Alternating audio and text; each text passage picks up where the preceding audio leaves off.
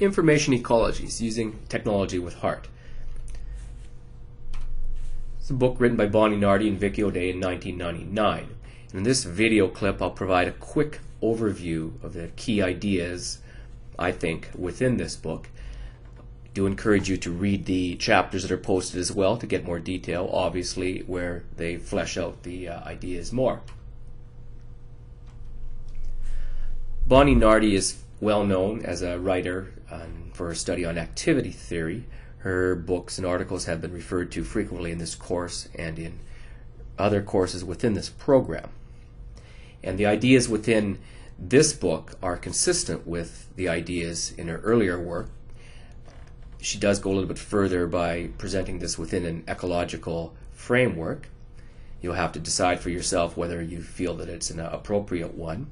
But she does study a larger systems-based approach where she looks closely at the relationship between the human and the non-human elements within a local system. And she attempts to provide or to create a framework for understanding this complex relationship between people, their culture, and their tools.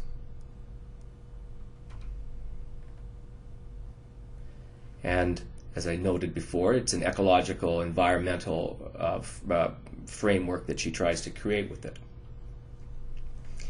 This is taken right out of the book and is a key phrase in understanding it. We define an information ecology to be a system of people, practices, values, and technologies in a particular environment.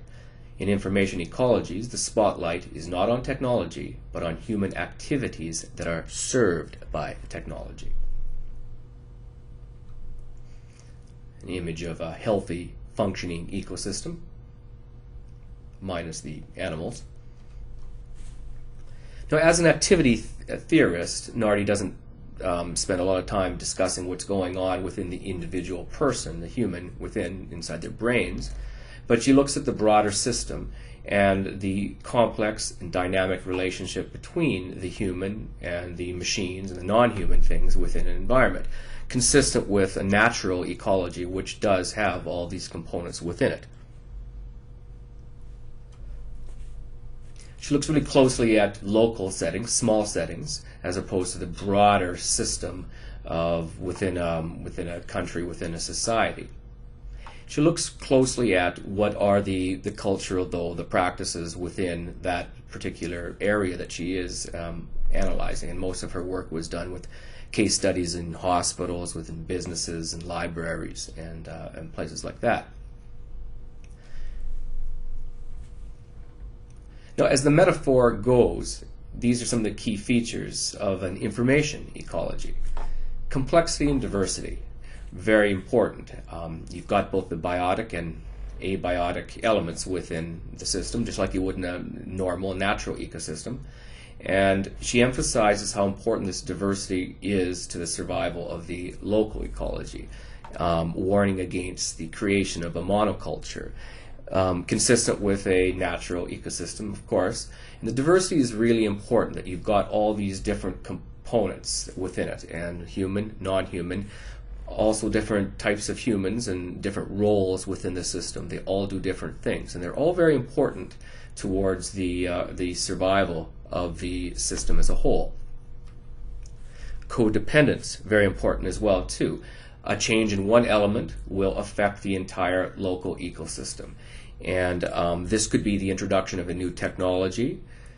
It could be the introduction of a new species, a new actor within the system. And it could be a different cultural practice which requires the technology that may exist already to be used in a different way. So they all affect one another. Coevolution is important as well too. Technological advances, we're familiar with the internet very recently, do compel a change in human activities. But changes in human behavior will also initiate technological changes or how it's being used. So it works both ways. One affects the other. Humans affect non-humans. The non-humans do affect the humans. And you've got this interplay between the two, which is very important, and again, like a natural ecosystem. As I mentioned earlier, she really emphasizes local settings, hospital, intensive care units, libraries, and mid-sized businesses. Apparently Nardi is quite popular in the librarian world. Keystone species, another biological concept, as she understands it, are skilled people whose presence is necessary to support the effective use of technology. So within that local ecology, you will have people, actors, who do have special roles in supporting and introducing technology.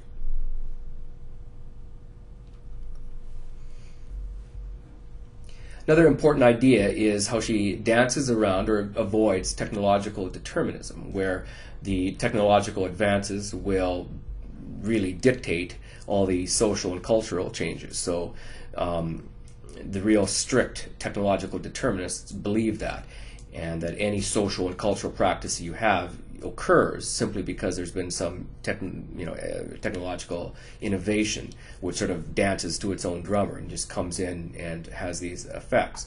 She does acknowledge, though, the neutrality of technology. Technology has power. It will change things, but she doesn't hand overall responsibility for change to technology. She spends a lot of time referring to the work of Langdon Winner, Neil Postman, and people like that, and providing some support for their views, but not taking it to the extreme that some of the other authors do.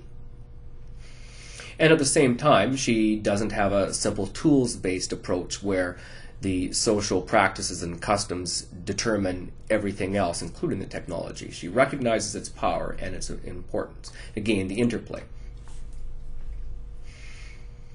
And she believes, or they believe, that the ecology metaphor is a very useful one for understanding this. You have this ever-changing dynamic system with human and non-human players.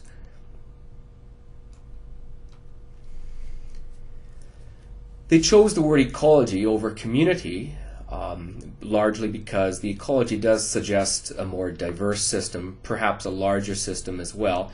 Communities can very often be understood as a small, homogeneous group that represents one interest or one set of interests. It doesn't have to be that way, but it can be understood that way.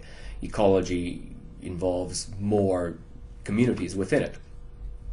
She also wanted to note that it's very important. The breakdown of an ecology is very serious.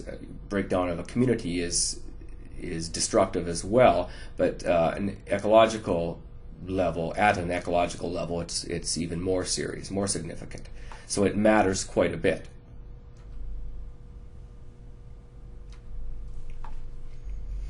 And the metaphor itself is useful, you may agree or not, but it does provide an interesting way of looking at it. But the authors go to some effort to explain that they want to encourage a lot more discussion and thought about technology, not simply accepting it as a given in society, that it's there, or learning simply how to operate some tool, but knowing why, emphasizing the know why. Why do we use these? Why is this technology being used? What's its role to the larger culture? They also want individuals to start participating more, just as they would or an actor would within a natural ecosystem. Survival of an individual species may require it to adapt. So here's the book right there, the information on it. And then here are the illustrations that were used in this presentation.